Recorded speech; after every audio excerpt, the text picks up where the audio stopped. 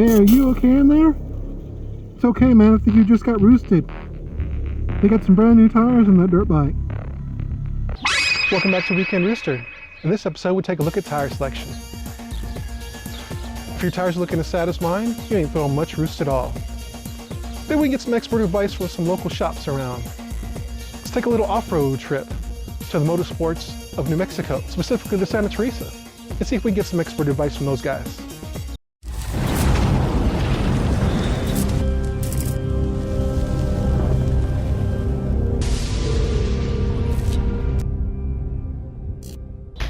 Motorsports in New Mexico has 4 convenient locations across the state. They've got factory authorized service technicians and a knowledgeable staff to help you pick the right parts for your bike. So the tire size will always be with the outside of the tire. You don't really want to stray too far from whatever your OEM tire is, just due to the fact that that one is the one recommended by your bike's manufacturer for getting the most power and traction in that tire. Width, height, and rim diameter. There you go, that's gonna be, so use those 3. Hard compound is gonna be one for softer soil, so something real hard, if you're going through loose sand. Your medium compound is right in the middle, so something that you can use to go through sand, go through a hard rock. It's our most common out here in the desert since you do go through patches of sand and rock. And then your soft compound would be something for a harder surface. You kind of want to see, one, if you're doing like motocross, you can do the dimensions of the track. You can kind of see where you would want to be. But if it's your everyday kind of just go out and play type person, you want to see wherever you're at. So if you're somewhere where you know you've got a lot of loose soil, kind of do your research of your area. If you've got a lot of loose soil, you maybe want to go for a softer compound. If you're somewhere out here, like I said, the desert, a medium would be perfect. And then if it's somewhere very hard, very mountainous, I would say a softer compound would be better. I would say probably your medium compound is going to be your best bet, where if you're not 100% sure you need a tire because you just bought a bike and you want to get out there as quick as you can, go with something medium. It's right in the middle, it'd be perfect for whatever you need it.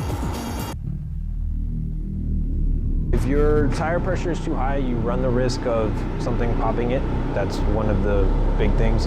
And if it's too low, you're always going to be, you're not going to get the best performance out of that tire just due to the fact that it's not at its prime position. So you want to keep your tire pressure right at that, wherever your manual says, or if you do a quick Google search based off your bike, whatever those say, that's where you want to keep your tire pressure at.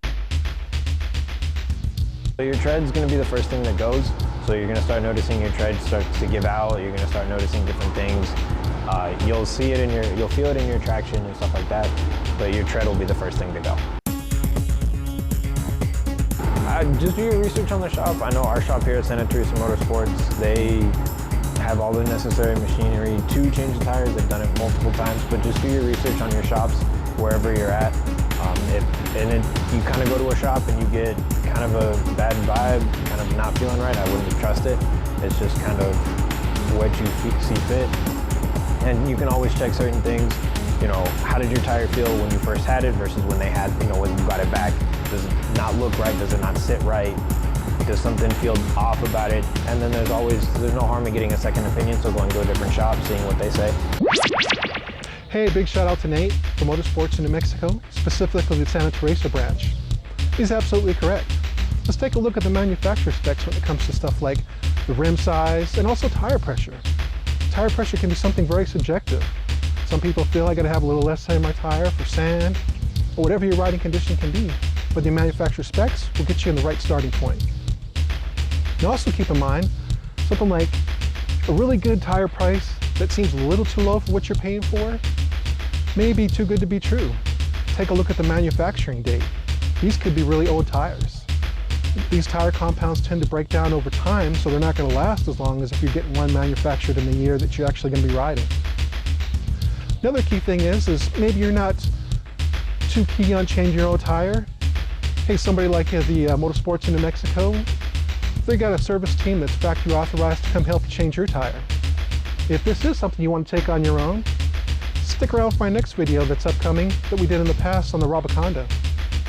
Help maybe take a little bit of the sweat and stress of changing your tire. Good tools help for good riding. And if you like what we're doing here, we'll see you back next time.